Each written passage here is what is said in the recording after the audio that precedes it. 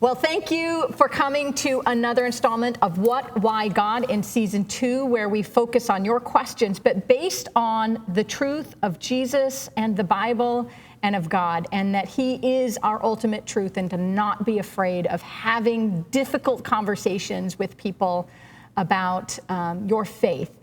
And if you have questions. So today I have with me Don-Payne, and he has been looking at the questions. One of the ones that he has chosen is how does God help us make it through pain and suffering? And he has a very unique perspective on this. He's had, unfortunately, his fair share, or more so, I think, of pain and suffering in his life. And so if you're concerned about how do I approach this question with somebody who is going through loss, and you're a Christian, or if you're not a Christian and you're like, how does it help you?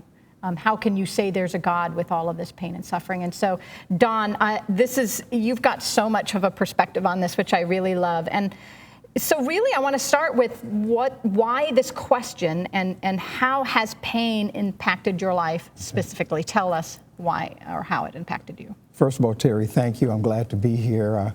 I value the opportunity to share my story, especially if it will help people to get through their trials and tribulations. My life has been very challenging, to say the least. In the Gospel of John, Jesus says something very special to his disciples, and it was just a few days before he was crucified. Jesus said, "In this world, you will have trouble." Okay? And then right after that, immediately right after that, he says, "But take heart, because I have overcome the world." Okay? One thing I love about Jesus is, as you read his story throughout the Gospels, he will always give you a heads up and warn you about what's going to happen in life. Your life's not going to be easy. Your life is not going to be easy. And I look at that exhortation that he gave to his disciples as not only being for them, but being for us also. Life is going to be hard, but if we have Jesus in our lives, we will overcome, just as he said he would, just as he did, and just as he said his disciples would too. Okay? Yeah. So that's the framework that I'm working from right now. Right. So what specifically in your life happened? Okay. I've had a lot of losses in my life, but I want to concentrate specifically on two. And that is the loss of two of my four children, Elton and Christy, two of my four children who were very valued and very loved, but aren't here right now. Let's start first of all with Elton in 2000. Elton was 24 years old at the time of his death. And I received a call, it was in October of 2000, I received a call that it was actually from the coroner's office, that they had him and that I need to come and identify him because he had been in a car accident. Every parent's worst nightmare. Every parent's worst nightmare. They say that losing a child is the greatest pain that you can experience. And, you hope that that will never happen to you, but it did. And the level of pain that I experienced, the level of separation is indescribable, because you feel like you've lost a part of you. Yep. And that's the way I felt, as though I lost a part of me. And you ask a lot of questions. A lot of times you're just going on automatic pilot because you've never been through anything like this before. But he died, he was 24 years old. We had the funeral about a week later, and then I went into recovery, which was trying to find tools and people that could help me, okay? So that's Elton. That was in 2000. Fast forward to 2020. I was seated at my desk. It was a Monday night in August of 2020, the year of the pandemic. And I received a phone call from my older daughter. Her name is Mindy. And the first words out of her mouth are, "Dad, Christy's been shot." Well, I almost fell out of my chair.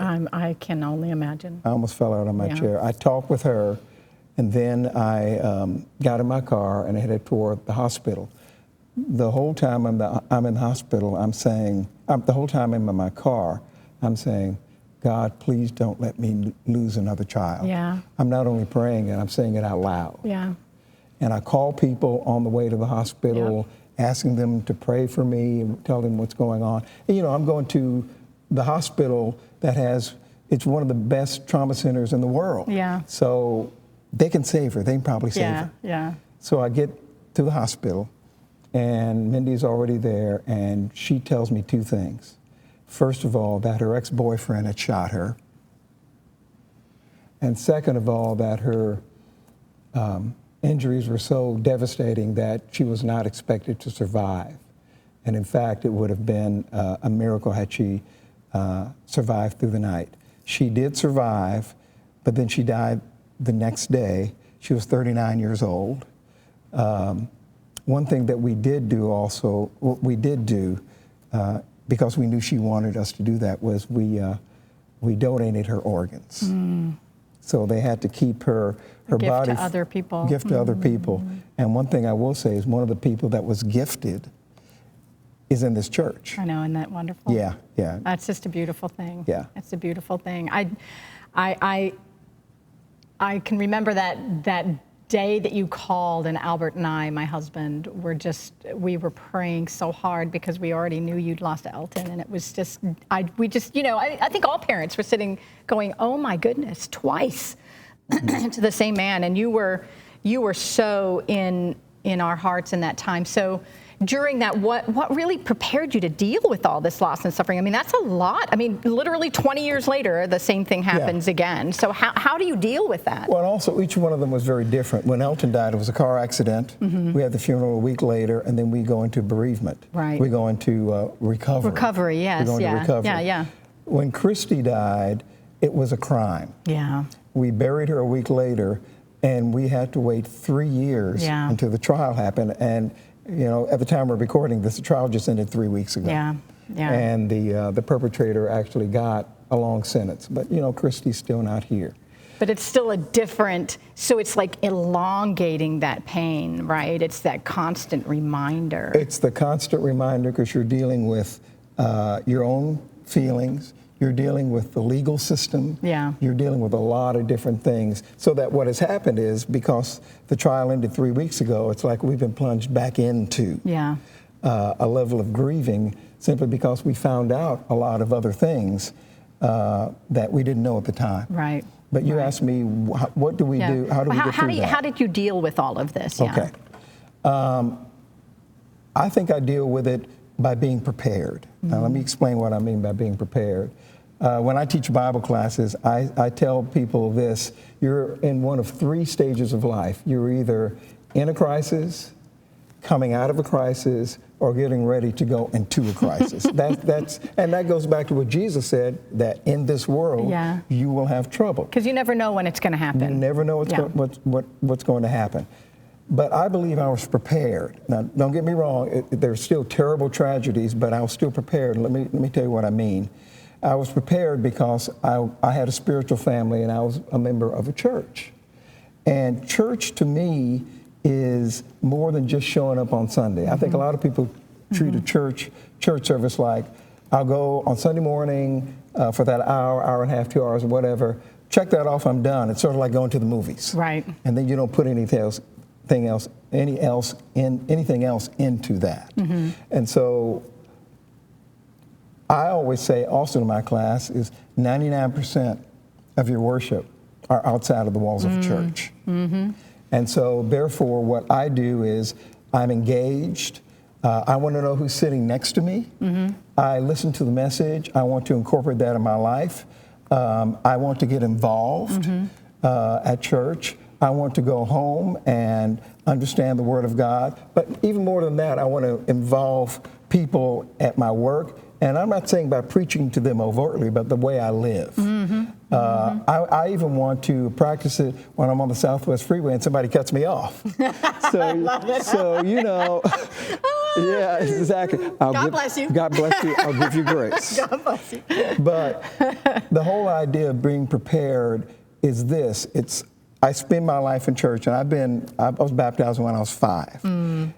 When the rubber meets the road, when something tragic like this happens, do you really believe it? Do you really lean on it? And one thing I can say about the death of both of my children is, at no time did I question, did I say, well, God, you let me down, or this isn't working because I'm supposed to have a good life.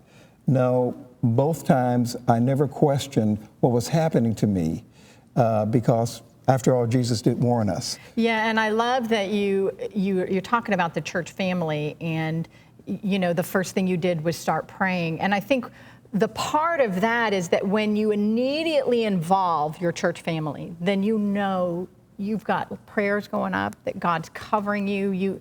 You probably had a sense of peace, it's at some point. I mean, it's hard when you're in that kind of time, but it can't be discounted because you're not alone. And that is such a huge deal. You're not alone because I have my own family. I have a great family. You do. I have a fantastic family. But you also have your spiritual family.